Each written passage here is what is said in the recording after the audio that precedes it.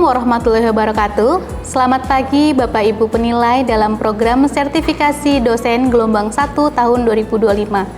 Perkenalkan, nama saya Fitri Amalinda Harahap dengan NIDN 0024109303, dosen pada program studi manajemen Universitas Jenderal Sudirman.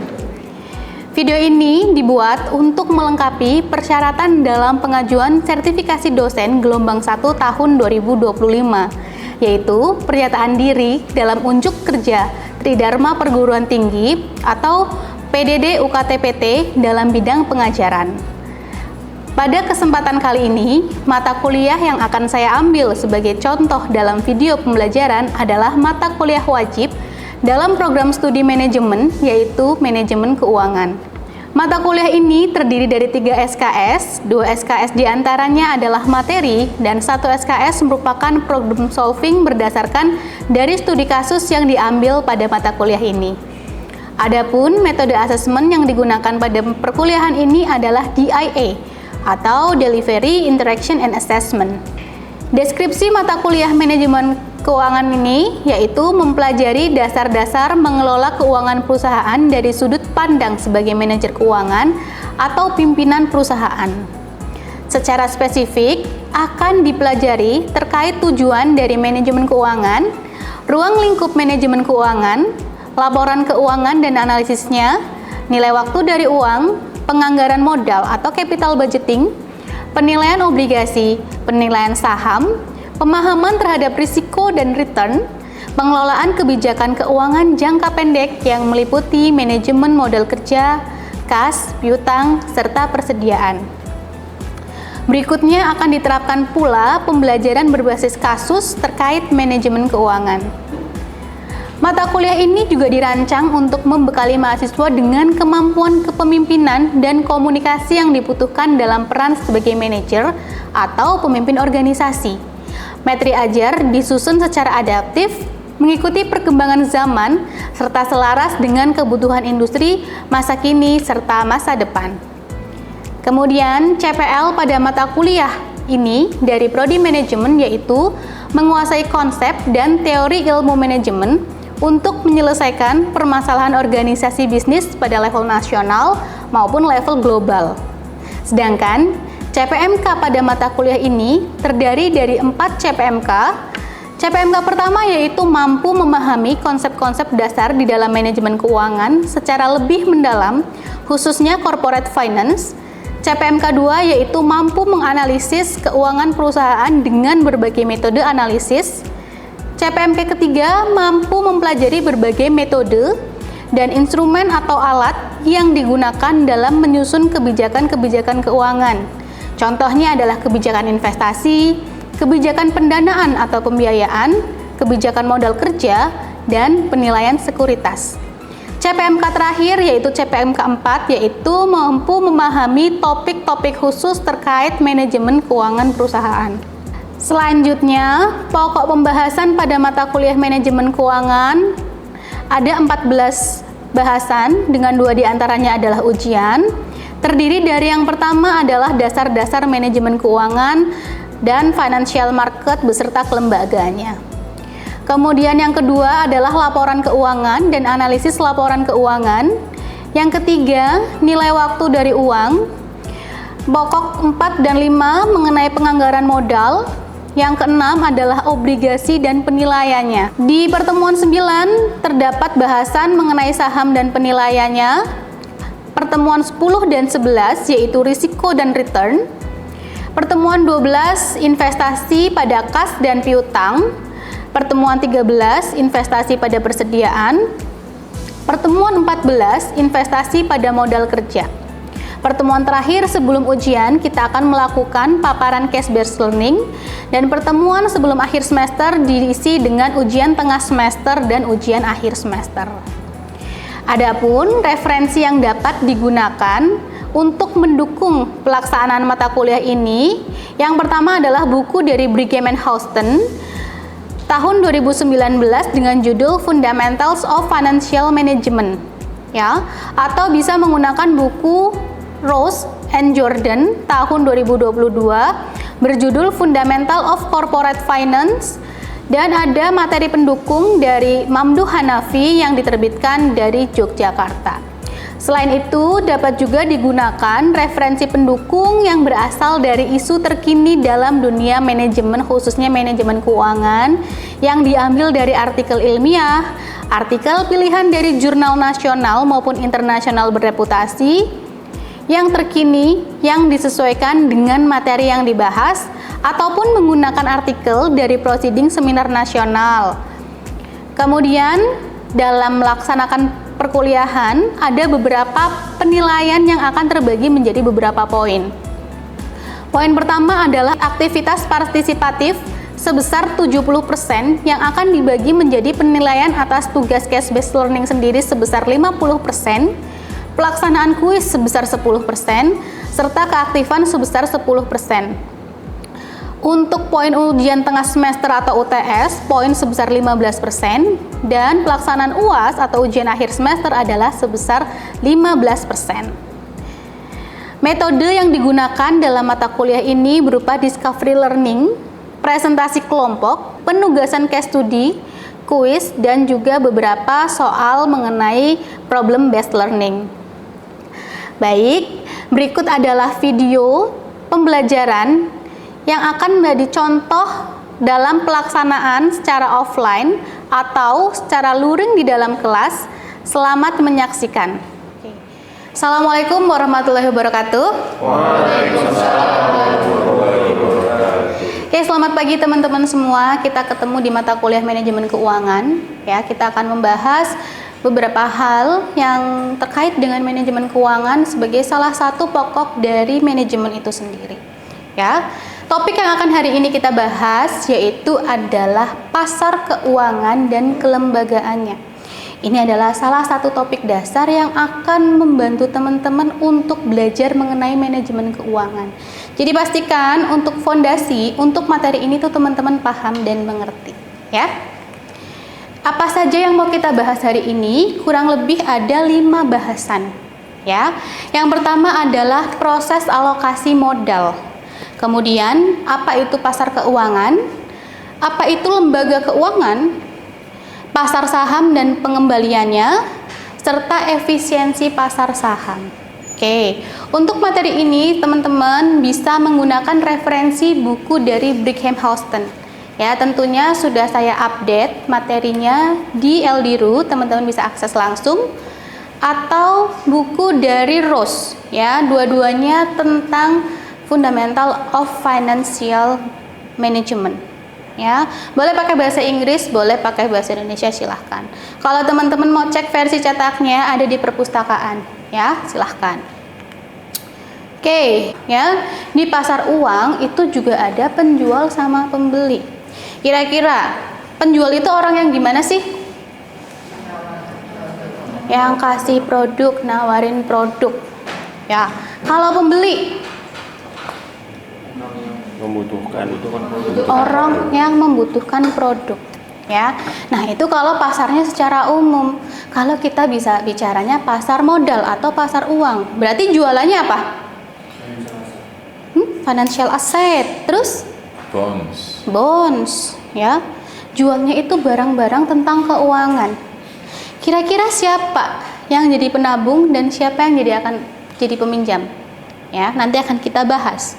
Ya, kemudian antara penabung dan peminjam itu mereka akan melakukan yang namanya transfer modal. Jadi modalnya itu berpindah dari awalnya ke si yang kelebihan dana ke pihak yang kekurangan dana.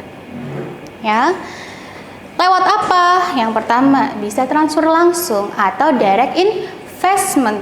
Direct investment ini macamnya banyak. Ya, ada yang dilakukan di dalam negeri, ada juga yang dilakukan antar negara, ya, atau foreign direct investment. Contohnya apa kira-kira investasi luar negeri yang ada di Indonesia?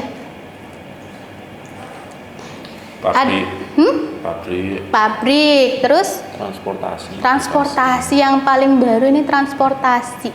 Siapa yang udah pernah naik bus? Bus itu kerjasamanya siapa coba? Indonesia, Cina, KCIC. Ya, Indonesia sama penyedia kereta cepat di China, yaitu direct investment. Jadi sebagian uang tiket yang teman-teman bayarkan itu dikasih ke mereka karena mereka investasi langsung ke sini. Itu transfer langsung. Kemudian ada bank investment atau bank investasi. Caranya apa? Kita bisa beli produk-produk perbankan yang mengandung investasi. Contohnya apa? Deposito, ya. Kita bisa beli obligasi lewat bank, ya. Itu kan proses transfer modal. Dan ada lewat perantara keuangan, ya. Loh, Ibu, bedanya apa bank investasi dengan perantara keuangan? Yaitu penyelenggaranya. Yang satu jelas-jelas perbankan, yang satu bisa lembaga keuangan non-bank. Misalnya siapa?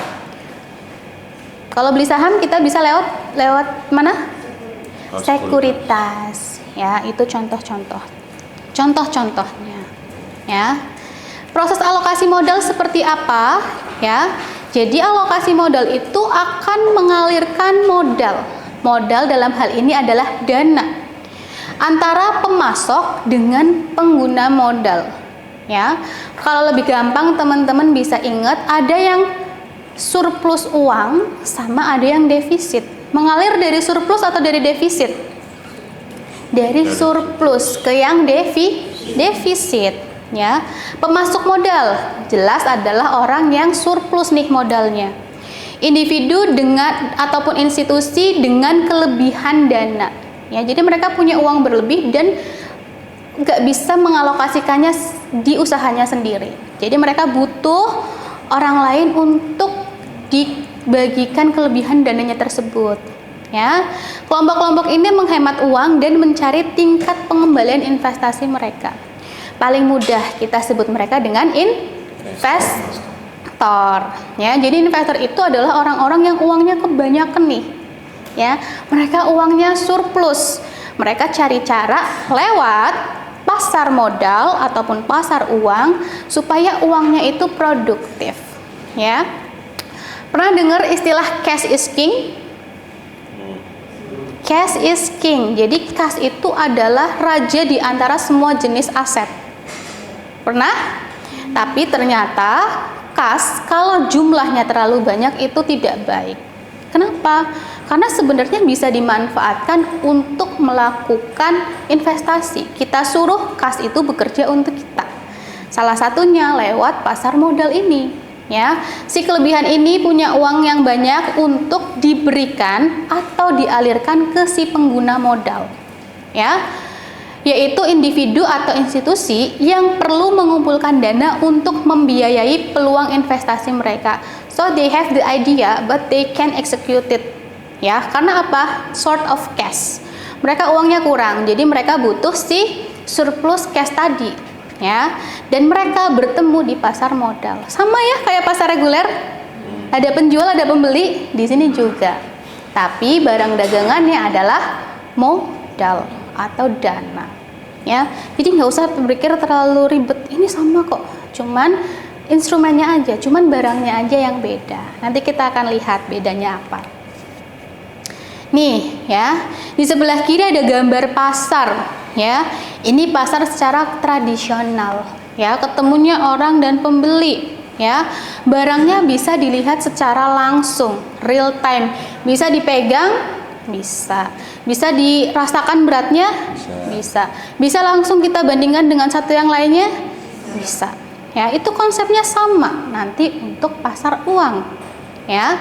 Secara umum pasar adalah tempat di mana barang dan jasa dipertukarkan. Kalau pasar keuangan adalah tempat di mana individu dan organisasi yang ingin meminjam dana dipertemukan dengan mereka yang kelebihan dana. Ya, jadi kalau ya di pasar biasa jualannya baju, ya, makanan dan lain-lain, di pasar uang jualannya apa? Saham, obligasi, deposito, ya. Ada juga produk derivatif seperti futures dan kontrak. Nanti kita bahas. Ya. Oke, jenis pasar keuangan kita bisa lihat bentuknya berdasarkan yang pertama, ada yang sifatnya aset fisik serta ada aset keuangan, ya. Kalau aset fisik itu berarti jelas, ya, ada barangnya, ada rupanya. Contohnya adalah emas, minyak, ya, tembaga, nikel dan lain-lain. Ya, itu contoh untuk yang ada fisiknya. Itu dijual nggak di pasar uang? Dijual, ya. Jadi mereka bisa beli indeksnya, misal, ya, naik turun harganya kita bisa beli di pasar uang. Selain itu ada yang nggak langsung kelihatan fisiknya. Contohnya apa? Saham, ya. Teman-teman pernah lihat bentuk saham itu seperti apa? Awalnya sih lembaran. Awalnya lembaran, itu mungkin 20 tahun yang lalu, ya. Tapi sekarang sudah tidak. Kenapa? Itu karena kalau kita harus issue the saham in cetak, ya, kita cetak sahamnya itu jadi sangat boros. Terus waktunya boros waktu, boros dana, ya, dan lain-lain. Sehingga sekarang semuanya paperless. Semua bisa diakui cukup lewat email, enough, ya, itu pasar keuangan. Terus ada spot, ada futures. Jadi pasar keuangan itu ada yang sifatnya saat ini atau yang diperjualbelikan di masa yang akan datang. Ya, itu namanya futures atau kontrak berjangka. Judulnya aja berjangka. Jadi untuk diselesaikan di masa yang akan datang. Ya. Kemudian ada pasar uang sama pasar modal.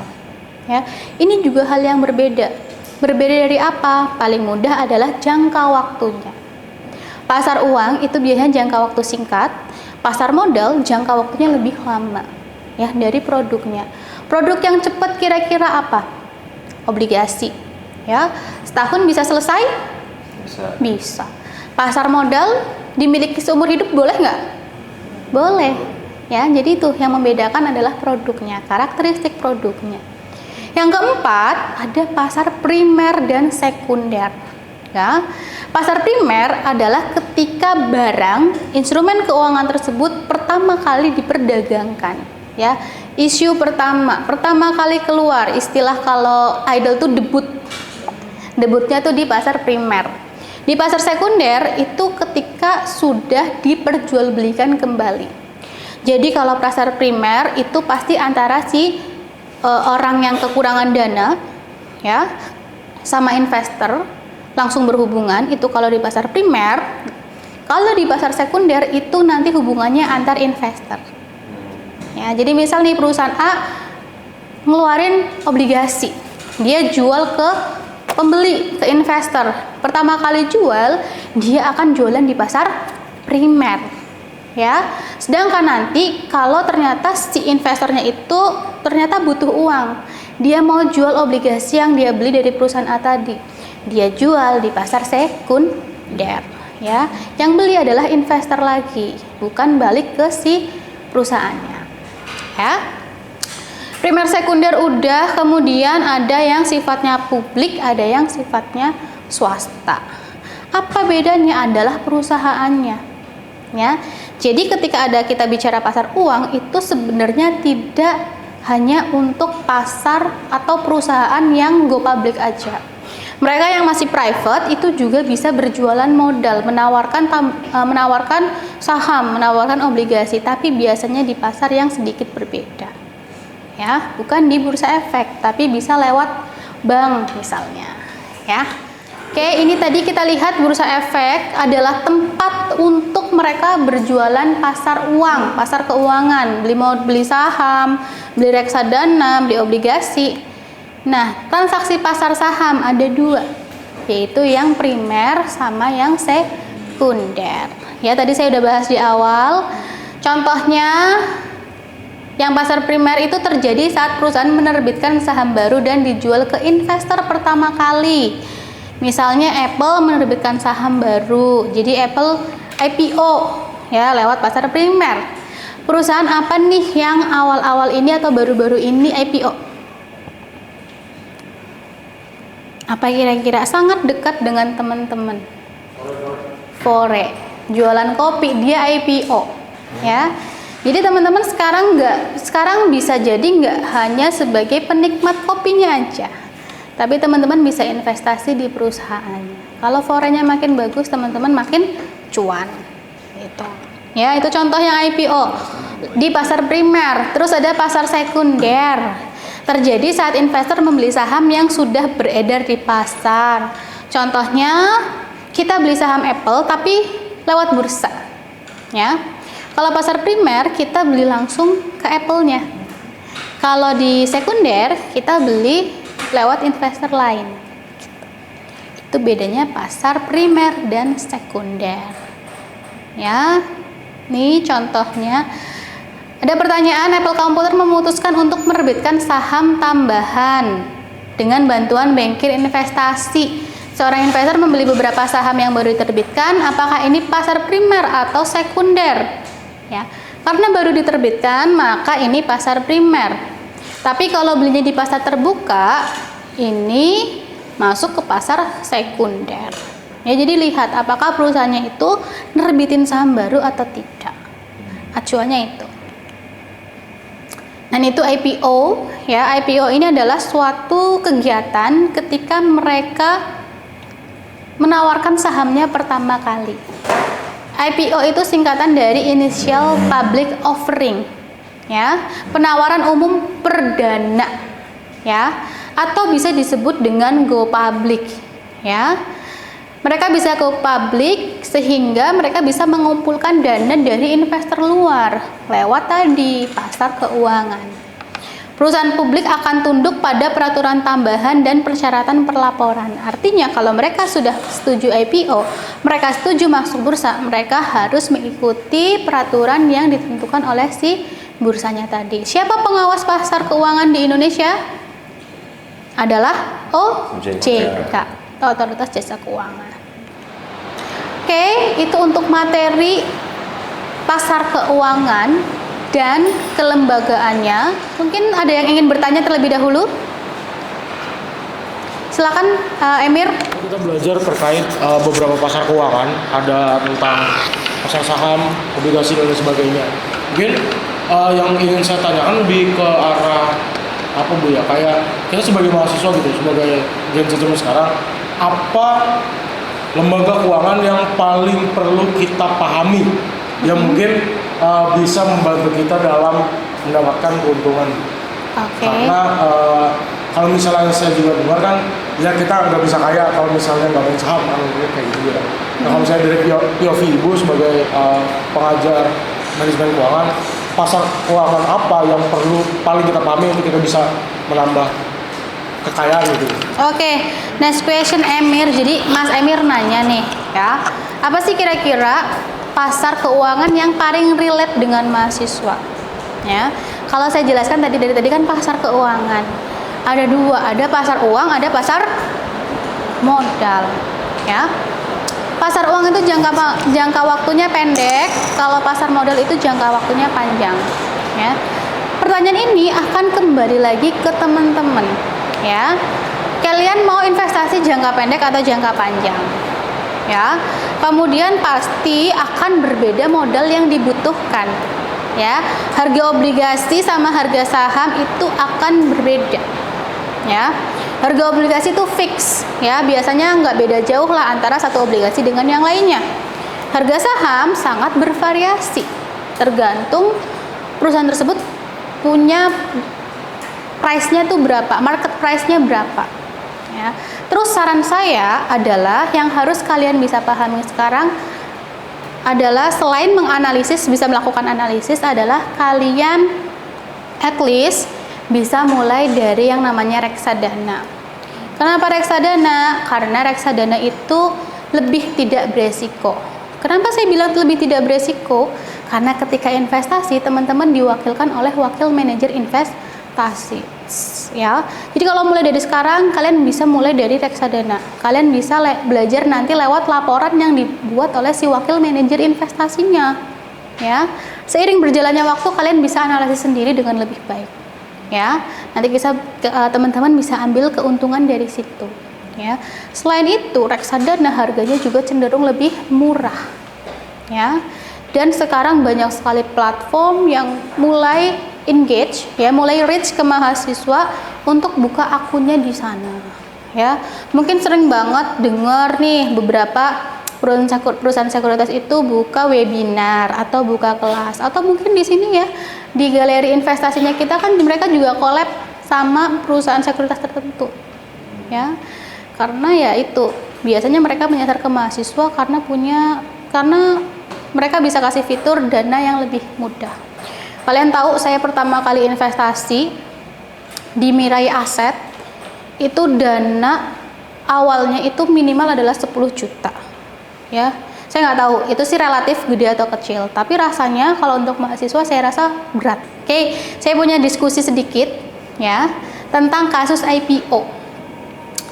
PT Gizi Tech Digital Nusantara, sebuah perusahaan rintisan teknologi di bidang kecerdasan buatan atau AI, sedang merencanakan untuk go public. Ya, mereka bekerja sama dalam menyusun proses IPO ini dan mereka berharap bisa mendapatkan dana segar 1 triliun untuk ekspansi. Ya, ada beberapa isu menarik. Ya, ada yang bilang valuasinya terlalu tinggi, ada yang mulai antusias. Tapi di sisi lain ada lembaga keuangan yang mempertanyakan efisiensi pasar modal karena informasi terkait kondisi keuangan Gizi Tech belum sepenuhnya transparan. Jadi ada kasus, ada latar belakang, ada isunya. Saya punya beberapa pertanyaan diskusi. Nanti silahkan teman-teman discuss mengenai hal ini, ya. Dan diskusinya itu nanti silahkan dilakukan secara mandiri, ya. Teman-teman silahkan baca nanti di LDRU. Dan pengerjaannya silahkan dilakukan secara berkelompok. Ya, untuk pengelompokan saya sudah bagi secara random lewat sistem. Jadi nanti teman-teman tinggal cek aja kelompoknya mana aja dan nanti silahkan berdiskusi. Ya, topik ini akan kita bahas lagi minggu depan. Ya, minggu depan kita akan belajar mengenai laporan keuangan. Jadi masih nyambung nih. Ya, antara perusahaan yang invest, terus kita bakal lihat apa sih laporan keuangan dan bagaimana kita menganalisis laporan keuangan secara singkat. Oke? Untuk tugas diskusinya ada yang mau ditanyakan? Atau clear? Clear ya? Oke, jadi minggu depan kita bahas tadi laporan keuangan sama kita di awal akan bahas kasus ini. Ya, silakan dikerjakan secara mandiri. Oke? Saya rasa itu untuk mata kuliah kita hari ini mengenai pasar keuangan dan kelembagaannya. Cukup atau ada yang masih ingin ditanyakan? Cukup, ya. Jangan lupa kita masih ketemu minggu depan. Silahkan dipersiapkan hasil diskusinya dan terima kasih banyak untuk hari ini. Kita ketemu lagi di minggu depan. Wassalamualaikum warahmatullahi wabarakatuh. Waalaikumsalam. Terima kasih, Bu. Terima kasih ya. Sekian video pembelajaran dalam mata kuliah Manajemen Keuangan pada program studi Manajemen Universitas Jenderal Sudirman. Semoga bisa menjadi bahan pertimbangan baik dalam proses pengajuan sertifikasi dosen gelombang 1 tahun 2025. Terima kasih. Wassalamualaikum warahmatullahi wabarakatuh.